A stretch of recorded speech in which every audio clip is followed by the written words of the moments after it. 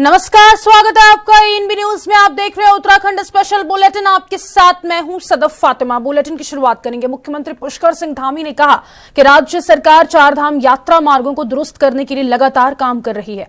उन्होंने बताया कि गंगोत्री का मार्ग तो खोल दिया गया है, लेकिन मानसून के चलते कई स्थानों पर बीच बीच में संपर्क कट रहा है। मुख्यमंत्री ने कहा कि यमुनोत्री मार्ग पर करशाली क्षेत्र में काफी नुकसान हुआ है। वर्तमान में उस मार्ग को ठीक करने का कार्य युद्धस्तर पर चल रहा है।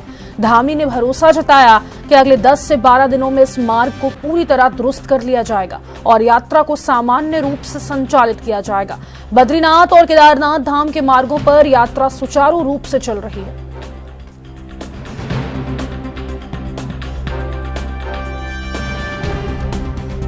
अभी क्योंकि कुछ एक स्थानों पर जैसे गंगोत्री का मार्ग है खुल तो गया है, लेकिन अभी कई स्थानों पर फिर भी मानसून होने के कारण से बीच बीच में संपर्क कट रहा है।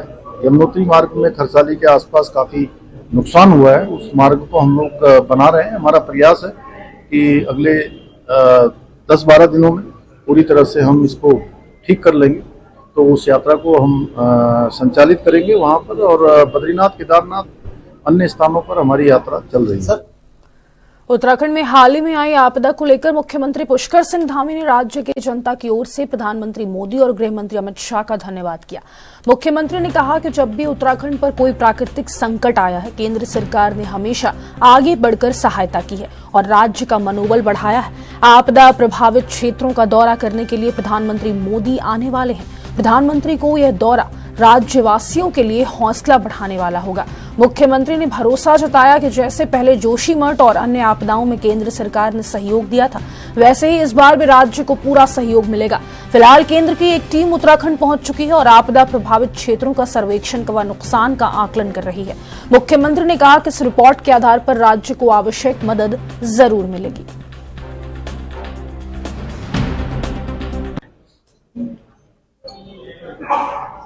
देखिए, वो भारत सरकार के स्तर पर आदरणीय प्रधानमंत्री जी का, आदरणीय गृह मंत्री जी का मैं बहुत धन्यवाद करता हूं उत्तराखंड की जनता की तरफ से कि जब भी हमारे यहाँ पर कोई भी ऐसी आपदा आई है, उन्होंने हमेशा बढ़ चढ़ कर हमारे राज्य का सहयोग भी किया है, हमको सहायता भी की है, हर प्रकार से हमारा मनोबल भी बढ़ाया है। और आदरणीय प्रधानमंत्री जी का आपदाग्रस्त क्षेत्रों का दौरा है और हम सब उसकी तैयारी कर रहे हैं। आदरणीय प्रधानमंत्री जी आएंगे, निश्चित रूप से जो हमारे राज्य का ऐसा प्रत्येक जनपद इस आपदा में प्रभावित हुआ है, सभी का मनोबल भी बढ़ेगा। और निश्चित रूप से केंद्र की टीम भी पहले ही आ गई है।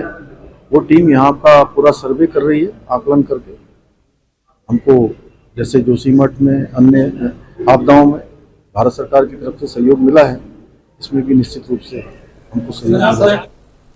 उत्तराखंड में हाल ही में आई प्राकृतिक आपदाओं के बाद राजस्थान सरकार ने मदद का हाथ बढ़ाया है। राजस्थान के मुख्यमंत्री भजनलाल शर्मा ने उत्तराखंड को 5 करोड़ रुपए की आर्थिक सहायता देने की घोषणा की है। यह राशि मुख्यमंत्री राहत कोष से दी गई है और इसका उपयोग आपदा प्रभावित क्षेत्रों में तत्काल राहत और पुनर्वास कार्यों के लिए किया जाएगा। शर्मा ने उत्तराखंड के मुख्यमंत्री पुष्कर सिंह धामी को पत्र लिखकर संवेदना व्यक्त की और कहा कि राजस्थान के लोग इस मुश्किल घड़ी में उत्तराखंड के भाई बहनों के साथ कंधे से कंधा मिलाकर खड़े हैं। मुख्यमंत्री धामी ने सहयोग के लिए राजस्थान सरकार का धन्यवाद किया।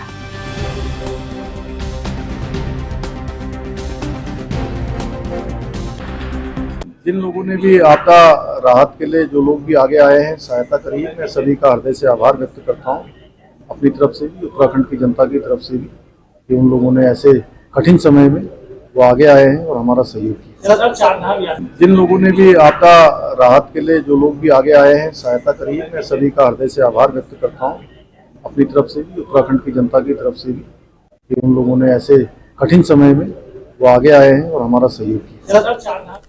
उत्तराखंड के मुख्यमंत्री पुष्कर सिंह धामी ने सरकारी निर्माण और विकास कार्यों में स्थानीय लोगों को प्राथमिकता देने पर जोर दिया है। उनका कहना है कि जिस क्षेत्र में कोई काम हो रहा है, वहां के लोगों को उसमें शामिल करना बेहद जरूरी है। धामी ने तर्क दिया कि किसी भी परियोजना के नकारात्मक प्रभावों को सबसे पहले स्थानीय लोग ही झेलते हैं, इसलिए उन्हें लाभ का हिस्सा भी मिलना चाहिए। उन्होंने अधिकारियों को निर्देश दिया कि वे सुनिश्चित करें कि विकास कार्यों में स्थानीय लोगों की भागीदारी बढ़े। मुख्यमंत्री का मानना है कि इस नीति से न केवल स्थानीय अर्थव्यवस्था मजबूत होगी, बल्कि क्षेत्रीय लोगों को रोजगार और लाभ भी मिलेगा, जिससे सामाजिक संतुलन बना रहेगा। सरकारी निर्माण कार्यों में निश्चित रूप से जो हमारे स्थानीय लोग हैं उनको प्राथमिकता दी जानी चाहिए। जिस क्षेत्र में काम हो रहा है उन क्षेत्र के लोगों को उसमें सहभागी बनाया जाना चाहिए, क्योंकि अगर उसके कोई दुष्परिणाम आते हैं तो निश्चित रूप से वो उसमें सहभागी होते हैं। तो अच्छे कार्यों में भी और निर्माण कार्यों में भी उनको सहयोगी बनाया जाना चाहिए। देश के 17वें उपराष्ट्रपति चुनाव के नतीजे घोषित हो गए हैं, जिसमें एनडीए उम्मीदवार सीपी राधाकृष्णन ने इंडिया ब्लॉक के प्रत्याशी जस्टिस बी सुदर्शन रेड्डी को हरा दिया है। राधाकृष्णन को प्रथम वरीयता के 452 वोट मिले, जबकि रेड्डी को 300 वोट मिले। कुल 767 सांसदों ने वोटिंग की, जिनमें से 15 वोट इनवैलिड करार दिए गए हैं। इस तरह मान्य वोटों की संख्या 752 रही। एनडीए उम्मीदवार के पक्ष में उसके अपने सांसदों के अलावा 25 और सांसदों ने वोट डाला है। एनडीए के अपने 427 सांसद थे और सीपी राधाकृष्णन को कुल 452 वोट मिले। वहीं इंडिया ब्लॉक के 315 सांसद थे और उनके उम्मीदवार जस्टिस बी सुदर्शन रेड्डी को 300 वोट मिले। जीत के बाद सीपी राधाकृष्णन को पीएम मोदी सहित प्रदेश के विभिन्न पार्टियों के वरिष्ठ नेताओं ने शुभकामनाएं दी। इसी क्रम में सीएम धामी ने भी नए निर्वाचित उपराष्ट्रपति को शुभकामनाएं दी हैं। सीएम ने उम्मीद जताई है कि नए उपराष्ट्रपति के नेतृत्व में लोकतंत्र और मजबूत होगा। माननीय सीपी राधाकृष्णन जी को भारत के 15वें उपराष्ट्रपति बनने पर हृदय से बधाई एवं शुभकामनाएं। हमें विश्वास है कि आपके अनुभव से, आपके समर्पण से और नेतृत्व से लोकतंत्र और भी मजबूत होगा तथा राष्ट्र निरंतर प्रगति के पथ पर अग्रसर होगा। आदरणीय प्रधानमंत्री श्री नरेंद्र मोदी जी के नेतृत्व में यह एनडीए गठबंधन की मजबूत जीत है। राष्ट्र सेवा में समर्पित आदरणीय प्रधानमंत्री श्री नरेंद्र मोदी जी पर सभी देशवासियों का अटूट भरोसा है। देहरादून में कैबिनेट की बैठक संपन्न हुई है। इस बैठक में कुल 6 प्रस्तावों को मंजूरी दी गई है। सूचना बंशीधर तिवारी ने जानकारी दी है कि देहरादून शहर की ट्रैफिक व्यवस्था में सुधार के लिए देहरादून सिटी ट्रांसपोर्ट लिमिटेड का गठन किया जाएगा। उच्च न्यायालय के अधिष्ठान कार्यालय में वरिष्ठ प्रमुख निजी सचिव और आशुलिपिक के एक पदों को मंजूरी दी गई। उधम सिंह नगर जिले में 9.918 हेक्टेयर भूमि जिला विकास प्राधिकरण को आवंटित की गई है। पशुपालन विभाग के तहत कुक्कुट आहार सब्सिडी योजना को भी मंजूरी दी गई है, जो राज्य के 9 पर्वतीय जिलों के लिए बनाई गई है और इसके तहत 2,25,85,000 रुपए की सब्सिडी प्रदान की जाएगी। साथ ही उत्तराखंड सेवा का अधिकार का 9वां वार्षिक प्रतिवेदन 2023-24 विधानसभा पटल पर प्रस्तुत किए जाने का निर्णय लिया गया।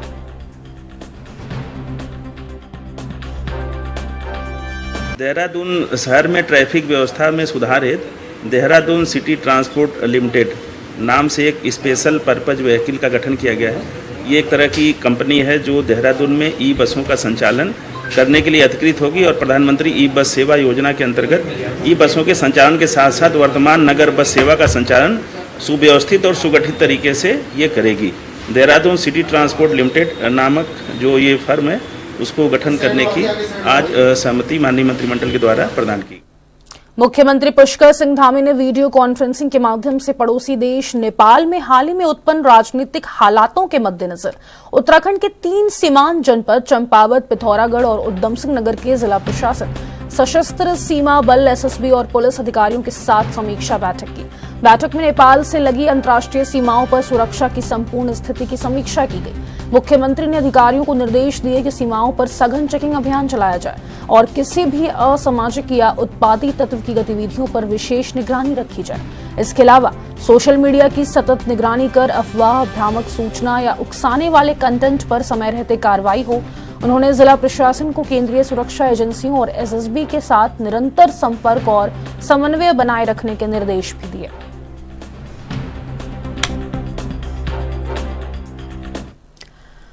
प्रधानमंत्री नरेंद्र मोदी का 11 सितंबर को उत्तराखंड का दौरा प्रस्तावित है। वह उत्तरकाशी व चमोली जिलों के आपदा प्रभावित क्षेत्रों का हवाई सर्वेक्षण करने के बाद जॉलीग्रांट एयरपोर्ट पर मुख्यमंत्री पुष्कर सिंह धामी और राज्य के आला अधिकारियों के साथ बैठक भी करेंगे। प्रधानमंत्री के दौरे के देखते हुए शासन स्तर पर तैयारियां तेज हो गई है। इसी कड़ी में मुख्य सचिव आनंद वर्धन ने मंगलवार को अधिकारियों के साथ बैठक में प्रधानमंत्री के दौरे के मद्देनजर सभी व्यवस्थाएं चाक चौबंद रखने के निर्देश दिए। उत्तराखंड के विभिन्न जिलों में आपदा के दृष्टिगत प्रधानमंत्री राहत और बचाव कार्यों पर बराबर नजर बनाए रहे। चाहे उत्तरकाशी के धराली हो या फिर स्यानाचट्टी की आपदा रही हो या चमोली के थराली और अन्य क्षेत्रों में हुई क्षति की प्रधानमंत्री लगातार ही मुख्यमंत्री को फोन कर इसकी जानकारी लेते रहे। साथ ही संकट की इस घड़ी में केंद्र की ओर से हर संभव सहायता का भरोसा दिलाया। अब वह आपदा प्रभावित क्षेत्रों का दौरा करने के लिए 11 सितंबर को स्वयं उत्तराखंड आ रहे हैं। शासन को उनका प्रस्तावित कार्यक्रम भी मिल गया है।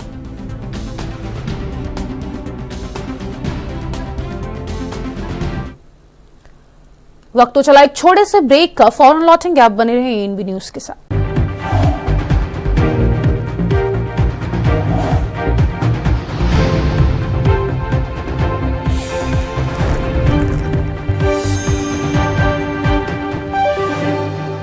ब्रेक के बाद एक बार फिर से आप सभी का स्वागत है। आगे बढ़ेंगे। प्रदेश सरकार ने 25,000 युवाओं को सरकारी नौकरी दिए जाने का दावा किया है। मुख्यमंत्री पुष्कर सिंह धामी ने कहा कि उत्तराखंड में देश का सबसे कठोर नकल विरोध कानून लागू होने के बाद एक भी भर्ती परीक्षा पेपर लीक नहीं हुआ है। इससे भर्तियों में पारदर्शिता आई है। वहीं अगर कांग्रेस के प्रदेश अध्यक्ष करण महरा की माने तो उन्होंने कहा कि सरकार ने अगर वाकई ही 25,000 सरकारी नौकरियां दी है तो मुख्यमंत्री धामी अपॉइंटमेंट लेटर लाभार्थियों को ना देते। ऐसा तभी होता है जब आपके पास बड़ा आंकड़ा नहीं होता। छोटे मोटे आंकड़े पर लोगों को गुमराह किया जाता है। और अगर वास्तव में 25,000 लोगों को सरकारी नौकरियां दी है तो सरकार को एक श्वेत पत्र जारी करना चाहिए, लिस्ट जारी कर देनी चाहिए, जिससे विपक्ष और सभी लोग भी देख लें कि उन 25,000 लोगों को क्या नौकरियां मिली हैं।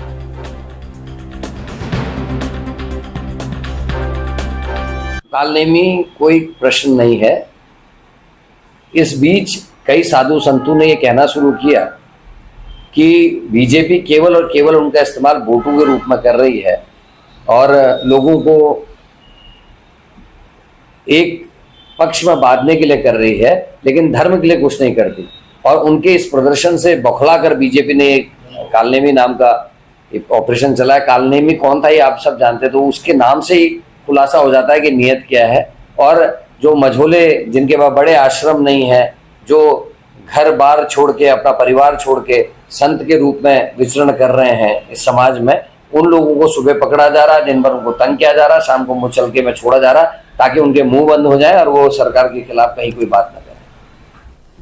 मुख्यमंत्री धामी ने मानसून खत्म होते ही सरकारी पुनर्निर्माण से जुड़े कामों में स्थानीय लोगों को प्राथमिकता देने की बात कही है, जिसकी प्रशंसा करते हुए भाजपा के प्रदेश प्रवक्ता कमलेश रमन ने बताया कि भाजपा सरकार की प्राथमिकता रहती है कि जो स्थानीय लोग हैं उनके द्वारा ही निर्माण कार्य किए जाएं तो अच्छा है। यह भी रोजगार की श्रेणी में ही है कि मानसून का सीजन खत्म होने को है और मानसून के समय जो सड़कें, नालियां व अतिरिक्त हुए नुकसान के पुनर्निर्माण के लिए मुख्यमंत्री धामी द्वारा स्थानीय लोगों को काम दिया जाएगा। यह रोजगार से स्वरोजगार की ओर जाने की एक बहुत अच्छी पहल है। विभाग भी समन्वय बनाकर निर्माण कार्य को करने का काम करेगा, जिससे कहीं न कहीं स्थानीय लोगों को भी फायदा मिलेगा, जो कि एक सराहनीय पहल है।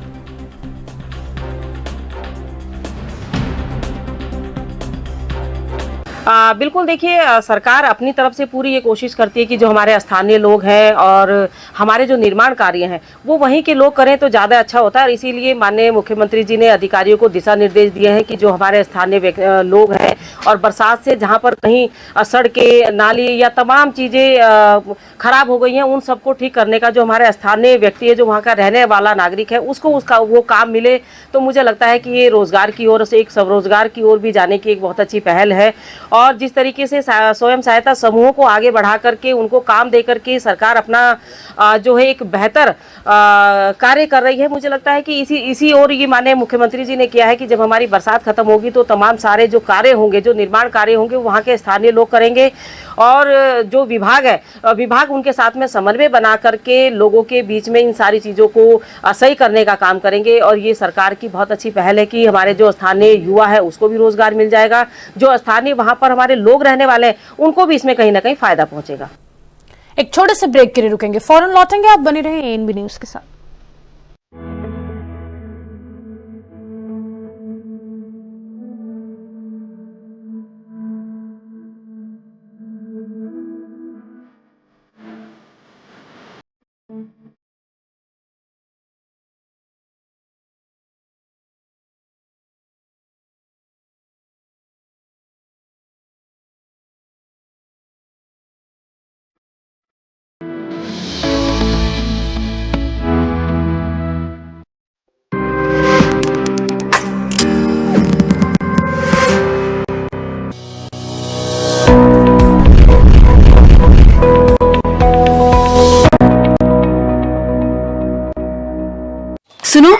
अच्छी इंश्योरेंस पॉलिसी एआई से पूछते हैं। एक ऐसी पॉलिसी जिसमें प्रीमियम पेमेंट हो लिमिटेड और इनकम आती रहे लाइफ टाइम। LIC का जीवन उत्सव। एक ऐसी पॉलिसी जो दे होल लाइफ इंश्योरेंस कवर भी। LIC का जीवन उत्सव। वाओ, चलो तो LIC की जीवन उत्सव पॉलिसी ही लेते हैं। मैं भी तुमसे यही कह रही थी, LIC का जीवन उत्सव। लाइफ टाइम सेलिब्रेशन मनाइए LIC के जीवन उत्सव के साथ, फ्यूचर सेट है। साल के 365 दिन, 24 घंटे और 7 दिन, हर खबर, हर दस्तक को देखने के लिए ANB न्यूज के YouTube पेज को करें सब्सक्राइब और Facebook पेज को करें फॉलो।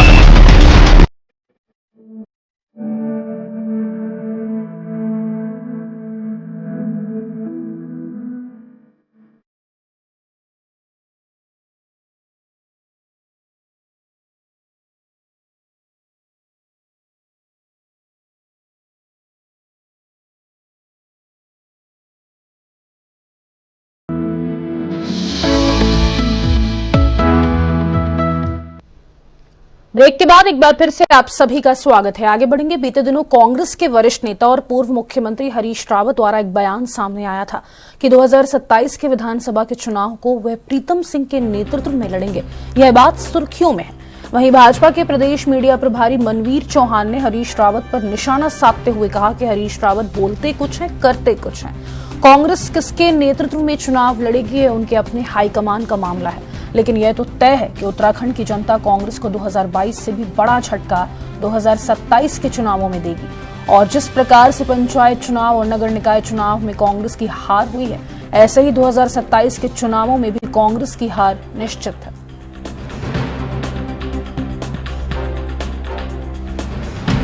देखिए, कांग्रेस का अंदरूनी मामला है, उनके हाईकमान का मामला है। वो किसी के नेतृत्व में भी लड़े।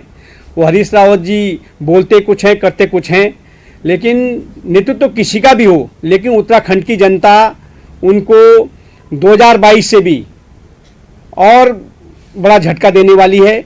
और 2027 के चुनाव में जहां भारतीय जनता पार्टी की हैट्रिक लगने वाली है, वहीं कांग्रेस का पूरी तरह से प्रदेश के अंदर जिस प्रकार से पंचायत चुनाव और नगर निकाय चुनाव में सुपड़ा साफ हुआ है, 2027 के विधानसभा चुनाव भी पूरी तरह सुपड़ा साफ कांग्रेस का होने वाला है। प्रधानमंत्री नरेंद्र मोदी के कार्यक्रम को लेकर देहरादून एयरपोर्ट पर एडवांस सिक्योरिटी लाइजनिंग की बैठक का आयोजन किया गया, जिसमें संबंधित अधिकारियों, पुलिस प्रशासन और सुरक्षा अधिकारियों ने भाग लिया। प्रधानमंत्री मोदी आपदा के हवाई सर्वेक्षण के लिए 11 सितंबर को देहरादून एयरपोर्ट पहुंच सकते हैं, जिसको लेकर सुरक्षा एजेंसियां चौकन्ना हो गई हैं। बुधवार को देहरादून एयरपोर्ट पर रिहर्सल भी की जा सकती है, जिसको लेकर तैयारियां की जा रही है। माना जा रहा है कि प्रधानमंत्री शाम को जॉलीग्रांट एयरपोर्ट पर लैंड कर सकते हैं। उसके बाद वे उत्तराखंड के आपदाग्रस्त क्षेत्र का हवाई सर्वेक्षण करेंगे। हालांकि सभी पीएमओ की तरफ से कार्यक्रम की आधिकारिक घोषणा नहीं हुई।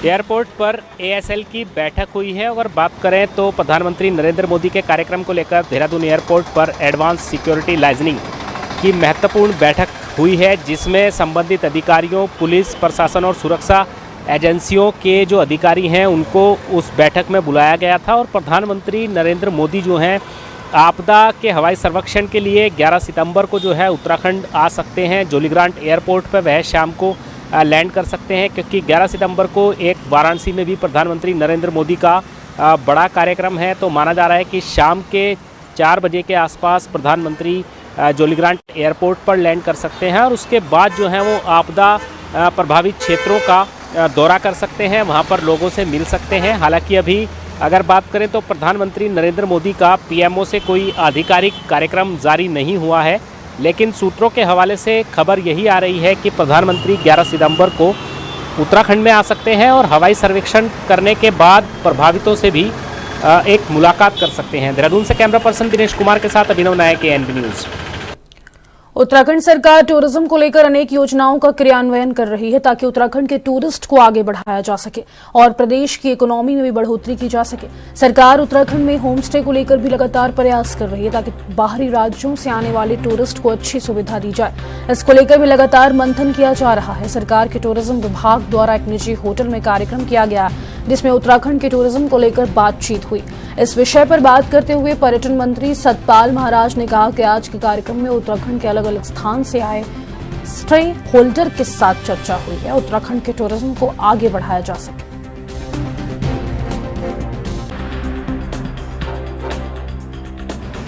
बहुत सुंदर कार्यक्रम था। उसमें सभी हमारे जो स्टेक होल्डर्स हैं सभी पार्टिसिपेट कर रहे हैं। उसमें विचार विमर्श हुआ, हमने भी अपने आइडियाज़ दिया। हमने इस समय काफ़ी शाक्त है, वैष्णव सर्किट है, नवग्रह सर्किट है, विवेकानंद सर्किट है, महाशु सर्किट है, गोलजू सर्किट है, सब की चर्चा की है और कहा थोड़ा सा डाइवर्सिफाई करिए और भी जो हमारे सुरभ्य स्थान है वहाँ पर यात्रियों को ले जाने का प्रयास किया जाए और इससे हमारा टूरिज्म व्यापक बढ़ेगा और फैलेगा। चारधाम उत्तराखंड की राजनीति में इन दिनों हरक सिंह का एक अलग ही शो चल रहा है। पूर्व कैबिनेट मंत्री हरक सिंह रावत बीजेपी पर ऐसे वार कर रहे हैं जैसे वो कभी उस पार्टी का हिस्सा ही ना रहे हों। तेवर इतने तल्ख कि सियासी हलकों में हलचल मच गई।